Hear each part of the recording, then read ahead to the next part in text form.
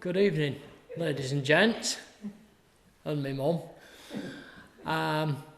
Right, so you all wanna learn about my great auntie Ada, our local British hero of the Holocaust. How do I contextualise Auntie Ada? I mean, I grew up knowing her. There's a picture of me with her and my mum and her carer just down there, and so I was 19 when she passed away. So I grew up and I knew her quite well, and I knew that she'd done something amazing in the war, because what I was actually told as a child, I was actually told, oh, she smuggled a Jewish family out of Paris on the day that the Nazis marched into it. That's what my dad told me. And it was only many years later that I actually learned exactly what she did. But I'll go back to the beginning. Auntie Ada, to me, was this amazing person, and my mum was a bit intimidated by her, weren't you, Mum? Yep.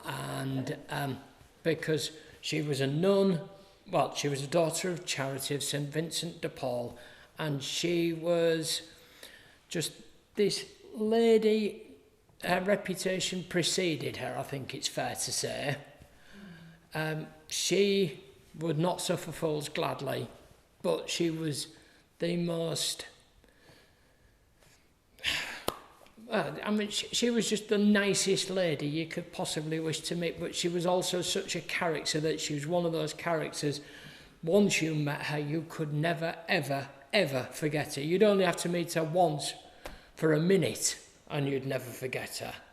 That's what my great auntie Ada was like. She was born, as it says over there, she was born on the 27th of March 1896. Her father was a compositor and master printer. He had his own printing workshop. And she was born in Hull, Brunswick Villas. And she went to school like the rest of us. But coming from back in those days, if you came from a working class family, a child, quite honestly, quite regularly, they'd be expected to leave school at about 11, 12, 13 years old, because they'd have to go out and earn a living to bring in an extra wage into their house. That wasn't a problem for Auntie Ada, which will become very apparent. Auntie Ada would have seen out her natural schooling, and we know that because we know that she went to work for her father in his printing workshop in Lowgate. The family at the time actually lived on Park Street in Hull, which was, at the time, it was a very affluent area, and it was, there were big houses, and you can still see them to this day. There are still some big houses there, but they're not used, basically. They just look like old wrecks. Well, at least the ones that I've seen do. I don't know if they're all like that, but the ones that I've seen do. What I know for definite from my research was that when they were living there, they were so wealthy, they actually had servants living with them. And again, this is something that's going to show up in a little while in this story, and is very, very important. It's extremely important. How many of you here around here have used the NHS recently? Put your hands up if you've used the NHS recently. Yeah. I knew Don wouldn't put his hand up. I knew that. Back in those days, there was no such thing as the NHS. And I'll come back to that again very shortly. Of course, Auntie Ada was born in 1896. In 1914, what happens in this country? War. Wartime. Yeah. we go off to war against the Germans. And this is important because in 1960, we can't find his attestation papers because a load of attestation papers of World War One actually got destroyed in a bomb on a particular building in London during the Blitz in World War Two. However, Auntie Ada's big brother, Alfred Bernard Walsh, who was named exactly after their dad,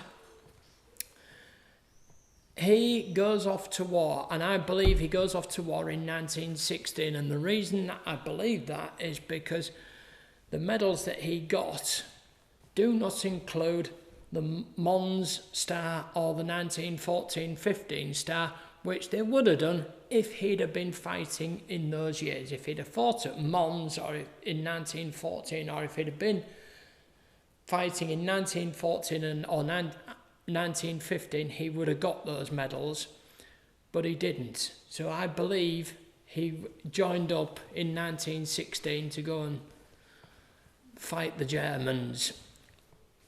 And at the same time, I have a feeling, being her big brother, that he's had an influence on my great auntie Ada. And my great auntie Ada, as I say, she has left school. She's reached the natural end of her school and she's gone to work for her father in his printing workshop, and she's a telephone operator for him. And she has a very wealthy father. Because he's a master printer, he makes a very good living. And that's why they can afford servants and they can afford a big house and all the rest of it. And Auntie Ada is actually registered as living on Lowgate. Although she wasn't, it's just that's where his printing workshop was, and there was a particular advantage of having your family living on your business premises. We know for a fact that she was living on Park Street, but she's there, and in 1916 I think she's influenced by her big brother going off to war, and she thinks, I haven't got much time for this very affluent life. I haven't got any time for this absolutely wanting for nothing. I haven't got time for that. I want to go and do my bit. My brother is going off and doing his bit for the war effort. I want to do something. So I'm going to go and join the Daughters of Charity of St Vincent de Paul. So she goes down to the church and the convent on Queen's Road in Hull, and she says, I want to become a Daughter of Charity. From what I understand, letters would have to be sent, etc. You know, she'd have to be checked out to make sure that she's being called by God before she can actually join the Daughters of Charity. This all happens in 1916. She actually joins them in 1916, and she's sent down to London to do what is called her postulation. Now, postulation in the Daughters of Charity can take anything from 6 to 12 months. But a few months into her postulation, there's another problem doing the rounds in this country at the time, and it's this little problem called scarlet fever, and it's a killer. And Auntie Ada, while she's down in London doing her postulation, she actually contracts scarlet fever. And this is where it really matters that she comes from this very wealthy background, because of course in 1916 there's no NHS. You have to pay for your medical care. But of course she's got a wealthy dad and he can afford to pay for her. What actually happens is she's in London doing her postulation, she's got contract scarlet fever, her father sends for her, brings her back home to Hull, because in those days, if you caught scarlet fever, you were there one day and you were gone the next and you were never seen again. But when your dad can afford to do this, he can get you home, he can put you in your bedroom, leave you in there for 3 months, and he can get you the very best medical care that money can buy. So for 3 months, she comes home, she's stuck in her bedroom, she's worryingly, massively worryingly ill, very ill. And, you know, it's no exaggeration to say it could have killed her. But it doesn't, because her father can afford the best medical treatment, and she would receive what would at the time be known as barrier nursing, which would be nurses going in every day. One thing that I do know from research that they would have to do, she would have to be bed bathed every single day to keep her exceptionally clean, to stop the spread of the disease. After 3 months, fortunately, she recovers. And that takes us into 1917. And 1917, she goes back down to London to complete her postulation. She completes her postulation not long later. And at the end of March, I think it is, 1917, she completes her postulation and she's actually sent to Ireland. She's sent to a place called Dunmanway. Now, of course, what had happened in Ireland in 1916 was, of course, the Easter Uprising. That was squashed in, I think it was 6 days, by the British Army. They'd actually diverted forces from the front line, and they'd squashed the Irish Uprising in 1916 within 6 days. But in 1917, there is still subversive mutterings. We want freedom, we want to be an independent country, blah, blah, blah. Auntie Ada is sent to Dunmanway, and while she's there, in 1918, the Irish Civil War kicks off. And we know from research that she would have seen fighting in the streets outside where she was, in Dunmanway. One incident particularly springs to mind, which was there was a meeting held, or they were trying to hold a meeting. It was ruthlessly suppressed by a baton charge by what is their version of the police at the time. It's actually the Ulster Defence Regiment. But the meeting still goes ahead anyway. But Auntie Ada would have seen that violence in the streets outside where she's working. She was working as a teacher of young ladies in a school for single mothers, and also working in an orphanage, which would be where she's living, where she's staying. And so she's there and she's seeing these sorts of things. She's living in a war zone for the first time. You know, I mean, you could say she's living in a war zone when war breaks out in 1914, but it's not the same. It's the home front. This is an actual war zone, i.e. the Irish Civil War. Now, the Irish Civil War goes on, and then there's a creation of the Irish Free State, and she'd see fighting still going on up to about 1923, particularly particularly a lot of it would be happening in Northern Ireland. Now, she's in Dunmanway from 1917 to 1924. In 1924, when everything is settling down and they've created the Irish Free State, i.e. they created the Republic of Ireland, she's then sent to a place called Pelletstown. And there, once again, she's working with young single mothers. And she's schooling the children, she's teaching them English and art. And basically, the thing about a daughter of charity is that they are very much encouraged, go out and do whatever is needed in your community that you're living in. And so that's what she does. She goes out and she's feeding children, she's teaching them, she's, collecting clothes, etc., getting charitable donations and helping people as much as she possibly can. And that's what she's there for. and she's in Pelletstown from 1924 until 1932. And from what I've been told by one of my many visits down to London, which I'm on them quite regularly, aren't I?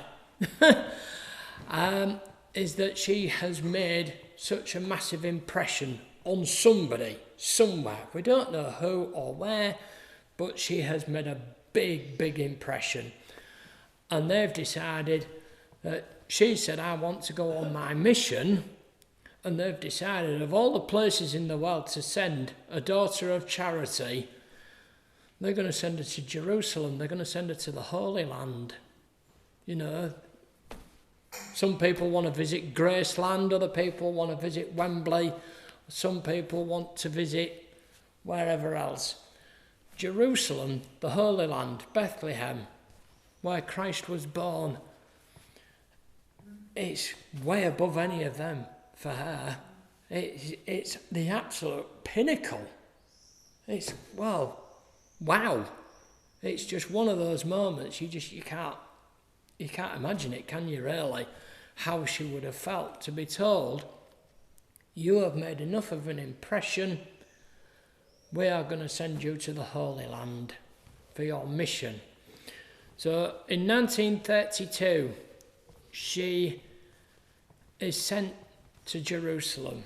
Now, there's a little important thing that happens at this time, and I'll mention it now, and then I want you to forget about it, and we'll come back to it later. But at the time, in 1932, when she leaves Ireland, and she's going to go abroad, what does she need to go abroad? Passport. Yeah, she needs a passport. She's in Ireland, so they give her an Irish passport. And off she goes to Jerusalem. She's in Jerusalem from 1932 to 1934. And then, unfortunately, what happens to her? She's being a teacher, she's guiding people around Bethlehem, showing them, you know, whatever. Yeah, basically, you know. Look in the Bible, you'll see Bethlehem mentioned I don't know how many times, you know, and she can show them the places that are referred to in the Bible. But unfortunately in Bethlehem, and apparently it's very much the same now as it was then, it's very up and down area. It's not at all flat. There are stone steps all over the place, basically. You've got to be able to climb them to get around. In 1934, unfortunately, she gets her feet tangled up in an Arab lady's dress, and she has a catastrophic fall. She falls down these very dangerous stone steps, and she severely injures her back. And I mean, severely injures it. She's taken back for treatment, and from what I can garner, she can barely walk.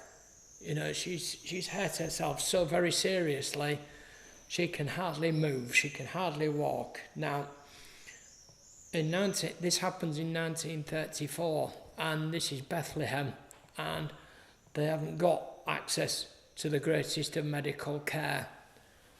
And they're having to tell Auntie Ada, well, look, you're going to be helpless here.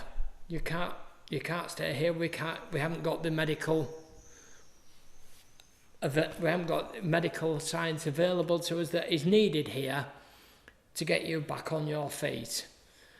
You're going to have to leave. Now, we've just spoken about how much it would have meant to her to be there in the Holy Land of all places. The Auntie Ada I know, and the Auntie Ada that my mum knew, there's no way she would have taken this lying down. Not in a million years. She, you know, for her to leave the Holy Land to go to Paris for better medical treatment, she has to have known, right, there is no other choice. She absolutely has to have done. I'm sure My mum will back me up on that, won't you? There's no way you would have got her to leave, would you?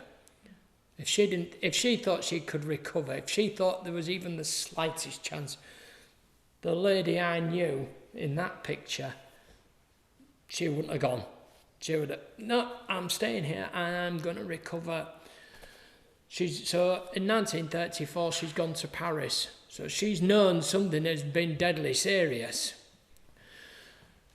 But of course, there's another element here, isn't there?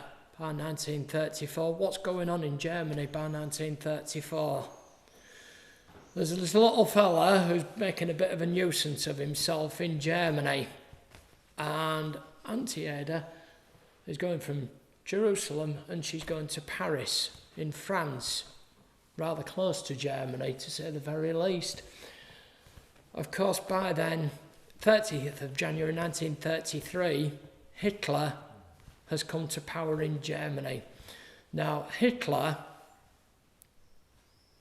we can all try and understand why. Why did he hate the Jews so much? Why did he say, oh, the Jews stabbed us in the back in the Great War, etc. You know, they're the reason we lost the war, blah, blah, blah. He blames them for absolutely everything. And he's not too fond of the communists either. But he's come to power. A few days later, the Reichstag burns down. And first he blames it on the communists, then he blames it on the Jews. And he's got absolutely every reason he needs. At the time, von Hindenburg, who was appointed him, the president who's appointed him as Chancellor, thinks he can control him.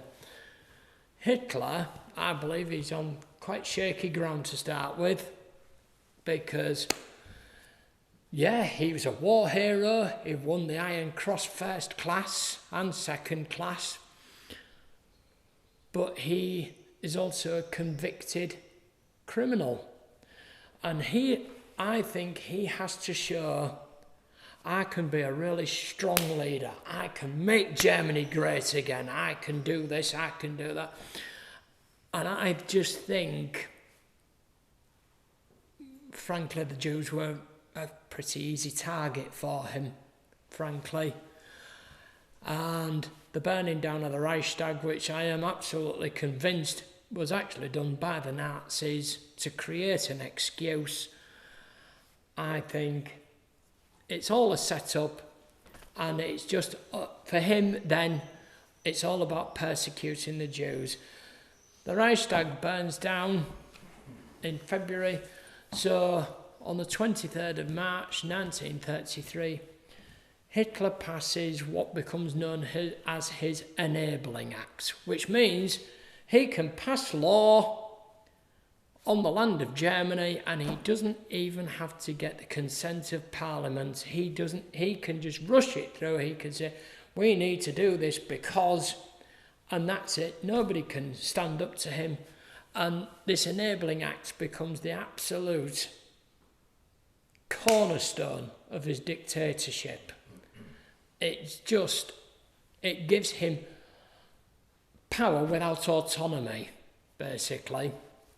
And he passes this Enabling Act, and then he can go after the Jews as much as he wants. He doesn't even have to hide it. He doesn't even have to hide his intentions. He can just say, I want to do this to the Jews, and nobody can argue with him. And so that's what he does. He goes after the Jews. On the 1st of April 1933, we're going to boycott Jewish businesses. On the 10th of May 1933, we're going to burn books, anything written by anybody Jewish. If it doesn't go with our beliefs and our values, it's going to get burned. You know, we've all seen, there's videos on YouTube of book burning of 10th of May 1933. Some of them happened on other days beyond that, but the majority, the vast majority, all happened on the 10th of May 1933. 1934, of course, we have the Night of the Long Knives, which clears out a lot of Hitler's close political enemies, like Ernst Röhm, who, of course, Hitler didn't like him anyway. And do you know why he didn't like him? No, it's because he was gay. He didn't like him because he was gay. And various others that have to be got rid of are got rid of on the Night of the Long Knives, which actually happened over a few nights. It was from the 29th of June to the 1st of July 1934 was the Night of the Long Knives, if you want to call it that. And then basically in 1935 the Nuremberg laws are passed, which of all the persecution of the Jews, this is by far the worst. It removes their civil liberties, it removes all their rights, and it basically, in one swift move, it dehumanises German Jews. You know, Jews that were born in Germany, Jews who fought in the trenches alongside Hitler in the First World War. Suddenly they're vilified and they are the enemy, and they are,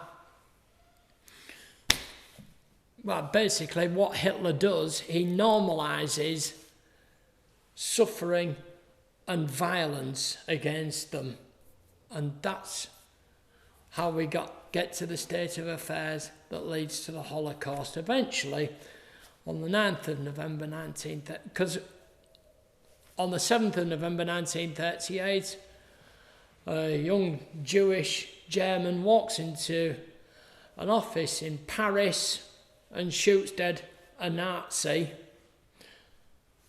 2 nights later, we have what is called, in Germany, it's called Kristallnacht. In British, it translates as the Night of the Broken Glass.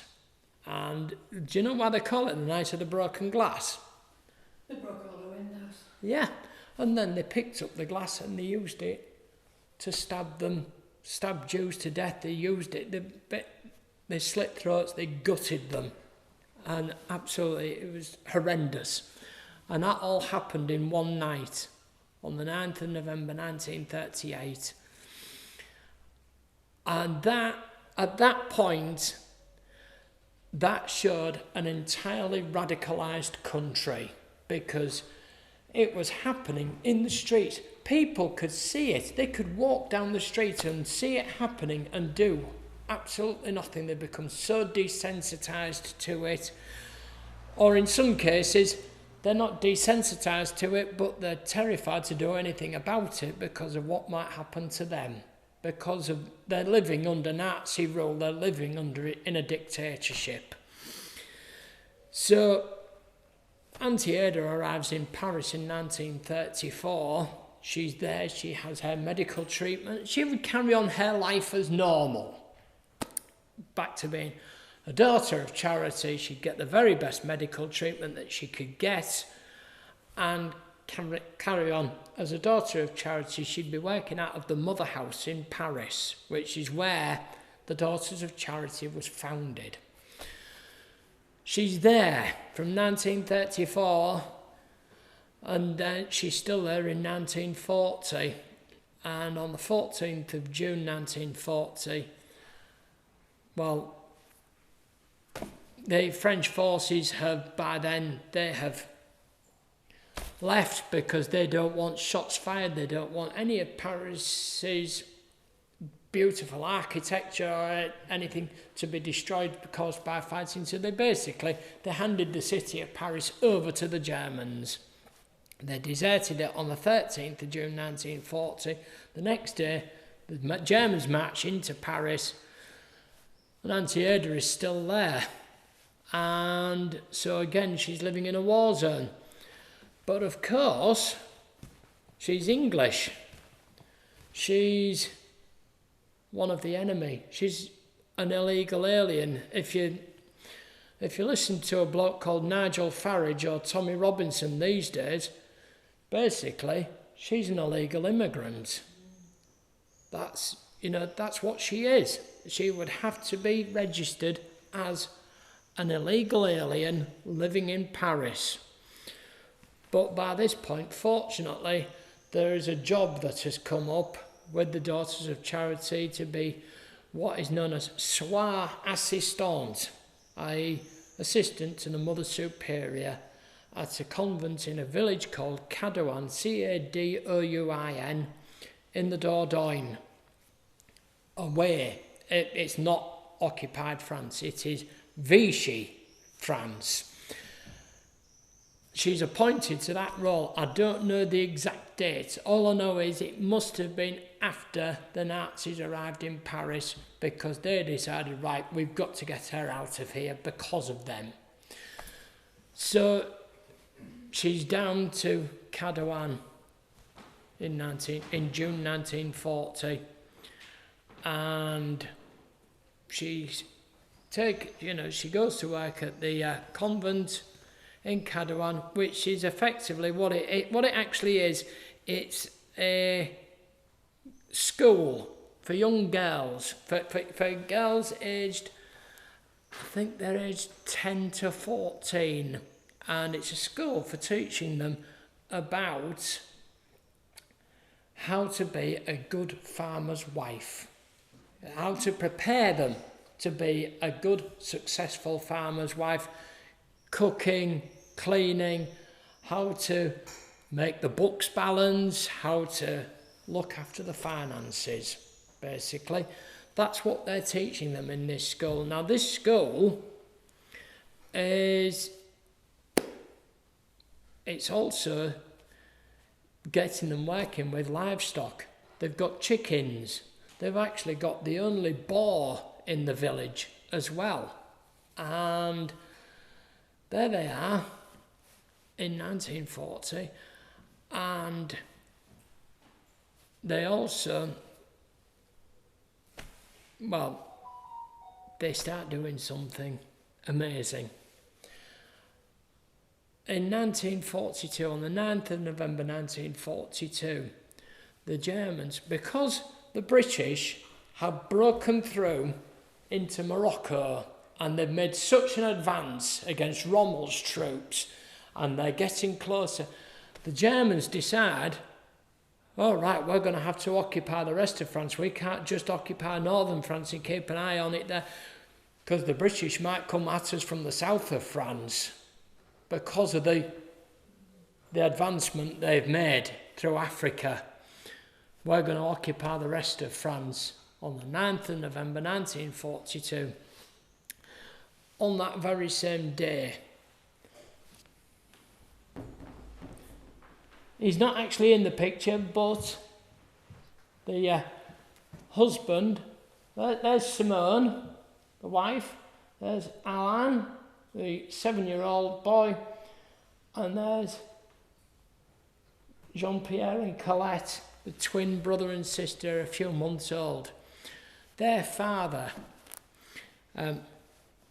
Pierre Cremier, he has been sat in the railway station in Villeneuve-sur-Lot with Sister Louise Granier, who is Auntie Ada's Mother Superior. And he's saying about how nervous he is because now the Germans have occupied the rest of the country. He's Jewish, he's got a young Jewish family. At the time, in 1942, he's only got his wife Simone and they've got Alain, their only son. But after so long, they decide, right, yeah, we're gonna have to do a runner. We're gonna have to get. Now Pierre says, if I'm on my own, I'll carry on working, I'll carry on acting as normal, and if I'm on my own, I can make a run for it if I have to. You go and you stay at the convent in Cadouin. They ring up and they speak to Auntie Ada, and she says, oh, just come. They turn up on the door, and of course it's Simone, it's Alain, it's Jean-Pierre and Colette. And Jean-Pierre and Colette are only a few months old, so it's perfect practice for these young ladies if they're going to be a good farmer's wife and mother. They're going to have actual babies to practice with, aren't they? How fantastic is that? What a brilliant resource. This school, though, it's not like a normal school because you don't just pay your school fees. Well, you do, but you don't pay them with money or items off the black market. Sister Granny actually says you can pay some of the fees with meat and vegetables, etc., you know, so that we can feed the girls, so we can feed the children. And that's how this is run. And then just recently, and this bit you're all going to be guinea pigs for, because I've done this presentation before, but I've never talked about this bit before because I've only just found it out myself in the last few weeks. Alain Cremier and family, they are there from the end of January or beginning of February 1944 until the end of April 1944. They're looked after for about 3 months. What I found out recently, because I'd approached the mother house in Paris to see what records they had about Auntie Ada, they sent me a load of files in French, which I then sent to the convent in Mill Hill, because they said, oh, we've got some French speakers here, we can translate that for you. And lo and behold, what should come back to me but another testimony. A young Jewish boy who he went back to Cadouan in the early 90s. His family, they were taken in, and the dates in it, where Auntie Ada is mentioned in it, and so is Sister Louise Granier, they're actually named in this testimony. They took in him and his mother and his half-brother, and they hid them from the 13th of March 1943, the 20th of March 1943 until the 13th of December 1944. They hid them for nearly 2 years. They took the most horrendous risks and they hid them for nearly 2 years. The risks they were taking were horrific. You'll see there, I pointed out the threat of the Drancy internment camp. That's in Paris. It's still there now. Obviously not used for the same thing. It was a housing thing to start with initially, and it was taken over by the Germans and turned into a transport camp. People would go there. That's where Auntie Ada would have ended up if somebody had denounced her in Paris, or even if they'd denounced her in Cadouan, which one man threatened to do. The chances are she would have ended up there, and if she'd have survived there, she'd have ended up at somewhere like Auschwitz, Birkenau, Bergen-Belsen, somewhere like that, more than likely, if you actually survived there, which not many people did. But back to Auntie Ada in Cadouan. They were taking these risks. They were risking that. They were risking, everybody's heard of Auschwitz, haven't they? Everybody's heard of Bergen-Belsen, everybody's heard of Dachau, Treblinka, Sachsenhausen, etc., etc. And Auntie Ada, and again, I'm going to ask my mum to back me up here. Auntie Ada, I think, being a good, strong, whole-born girl, she would have attached no real great importance to what she was doing. She certainly never talked about being named on the list of the righteous among the nations to me. But I also like to think, as a good, strong, whole girl, Yorkshire lass, she'd be thinking, yeah, I'm really sticking one over on the Germans here, wouldn't she? More than likely. She was also a child of God protected her from there to there. Yes, he did. But what also protected her? Her Irish passport. Precisely. Auntie Ada would be able to go to checkpoints and up to SS guards, German, Nazis, whatever. She'd flash an Irish passport, so of course, what did they think? Well, they thought she was from a neutral country. The other advantage of the Irish passport is the fact that because she was living in a war zone and she was officially from a neutral country, she qualified for Red Cross parcels, which would have gone to help feed the children in the schools. And she gets away with this. She gets away with all of this. She's taking the most horrendous risks. But then she's turning around to Sister Louise Granier and saying, well, don't worry, I'm Irish. And I've never been able to work out the Irish passport, whether it came as a result of the fact that she'd been in Ireland for 15 years.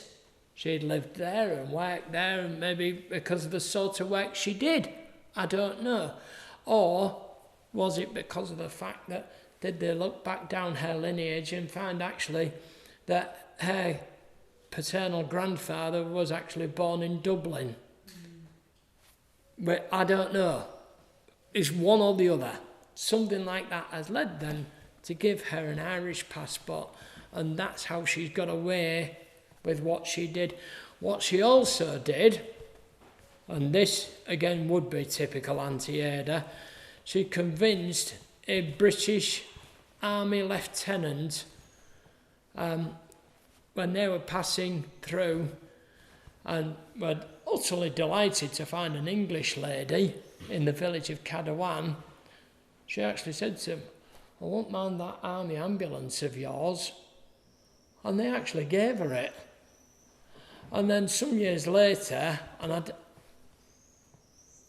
make of this whatever you want, some years later, she's telling my dad, her closest living relative, her actual nephew,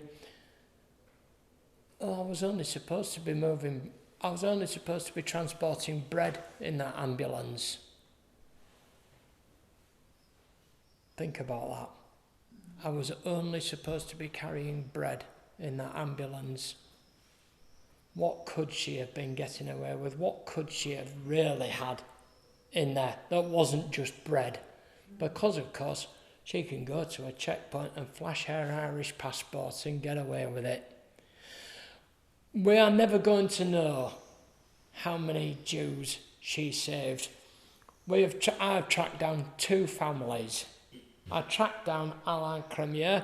When we organised this exhibition at Hull History Centre last year, I actually got Alain Cremier over here to open it for us. He was fantastic, wasn't he, Mum? Yeah, but by heck, he could talk for Britain. He really could.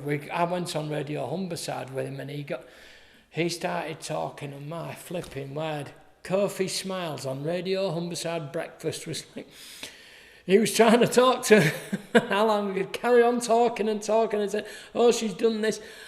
And he was just able to get the timing right. But anyway, at some point, I'm hoping to speak to Francois Feldman, who wrote this other testimony. I've actually been in touch with him via email. I'm hoping to actually speak to him face to face. He can't remember anything about Auntie Ada. Because he was just short of 2 years old when she took him in. He's not going to remember. He was nearly 4 years old when they left. What I think really gives you a sense of what they'd done is, you think about it, they left Cadawan on the 13th of December 1944. What had happened 6 months before? D-Day. Our boys had invaded France. They had the Germans on the run, and yet Francois Feldman and family, or at least his mum, has felt not safe enough for another 6 months beyond that before they could actually come out of hiding and settle. And I just think it's the most astonishing story. Now, many years later, 1990, Colette Fowler Cremier, in that picture there, when she's a few months old, in 1990 she contacts Yad Vashem, and her and Alain and Jean-Pierre, they write and they tell them everything about what Auntie Ada did, and so she's actually named on the list of the righteous among the nations. If you go online and you Google list of the righteous among the nations, click on the link, go to the United Kingdom one, and she's actually the top name on it because she's there as Agnes Sister brackets Claire Walsh. And the Claire comes from because in 1967, when she leaves France eventually and comes back to England, she goes to Ladbroke Terrace, and there's already a Sister Agnes there. So they say, oh, take a different sister name. She says, well, call me Sister Claire. And I believe, I don't know for certain, but I believe that's because her eldest sister, the eldest child of them all, Doris, her middle name is Claire. And so she has that name. I think it's an attempt to remember her sister at that point or whatever, or maybe to please her sister. I'm not really sure, but that's why I believe she's taken that name. So in 1990, before that photo was taken, because that photo was taken in 1991 when I was 17 years old, and she certainly didn't say anything at that point, did she, about being named on the list of the righteous among the nations? I mean, I don't know about any of you, but if I was named on that list, I'd be telling absolutely everybody. I really would. My dad probably would as well, wouldn't he? But no, she didn't attach any importance to it. What I'm also going to do, I'm going to pass this round. She's come back to Ladbroke Terrace in 1967, and as it points out down there, Alain Cremier and his family, at a time, around about the same time, Alain Cremier gets himself a job as an attaché to the French embassy in London, and so him and his wife and children are there, and there's the photos that prove it from the early 70s as Alain Cremier's wife, Colette, not his sister Colette, his wife Colette, and Alain Cremier himself with Auntie Ada visiting her, because their friendship carried on for the rest of her life. Auntie Ada passed away in 1993 when she was aged 97 years old. On the 20th of June, and I always remember it. It's the first year that Pete Sampras won Wimbledon when Auntie Ada passed away, and he came to her funeral, and I was a 19-year-old kid at the time. I didn't know who he was, so you know, and we had a long journey down there, didn't we, with Auntie Mary, and we travelled down to London and back again in a day. Me and my mum and dad and Auntie Mary, etc. So I never found out on that day about exactly what she did. I actually found out some years later because, as it depicts on there, they decided to give Auntie Ada a centenary cream plaque in her hometown in Hull City of Culture year of 2017, and I was introduced to Dr. Nick Davis, and he pointed out, oh well, this is what I found out, and then I've taken it on further. And that's when I found out about the her being named on the list of the righteous among the nations, and that's when I found out what did happen with Auntie Ada. That photo down there is taken in 1991. In 1992, I went back and I spoke to her, and she said to me, and this is the only time she really ever mentioned anything about the Holocaust to me, was she said that she regretted never, ever going to Auschwitz, which of course is now just a huge state museum, and to remember those that weren't as lucky. So I said to her, well, I'll go on your behalf. And I'll never forget it, because we were in that room, in that picture, and she reached out and she went, "You're a good lad, Ian." And I'll never forget that for as long as I live, because that was just, to have Auntie Ada react to me like that was just, wow, I didn't expect that. She is named, as it points out there, it actually says there on the wall of names, or the murder non in Paris. It's not actually the murder non that she's on there, because the wall of names is the names of all the victims. She's on the murder juste, or the wall of the righteous in Paris. It says that the wall of names there just because that's what I was told at the time, and I was told later, oh, it's actually the murder juste, or the wall of the righteous in Paris. And of course we have this thing of absolute beauty. Does anybody remember anything good that Gordon Brown did while he was Prime Minister? Anything? Well, I do. He was, yes. And he instituted this as well, the British Hero of the Holocaust Award. And we've got a testimony here of one of the Daughters of Charity who went to Downing Street to collect this. And it was the Daughters of Charity that, when I was researching the book that I wrote about Auntie Ada, I went down to Mill Hill and I talked to the archivist there. And eventually, after a few visits, she said, well, shouldn't you have that because of all this work that you're doing? Because this isn't the first time that I've done this, although it is the first time that I've been able to talk about Francois Feldman. So they've given me this, effectively. You know, it's on a long-term loan, but I don't think they'll ever ask for it back, because that's what the Daughters of Charity do.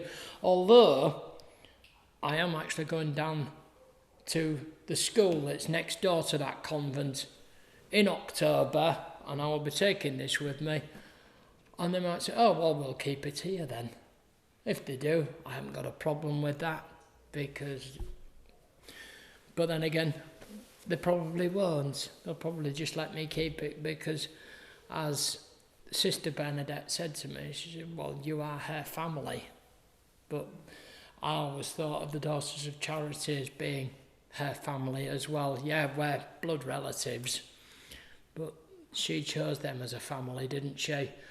But there it is. There is my great Auntie Ada. Her centenary cream plaque can be seen. It is down the side of the Guildhall on Lowgate in Hull. And it could.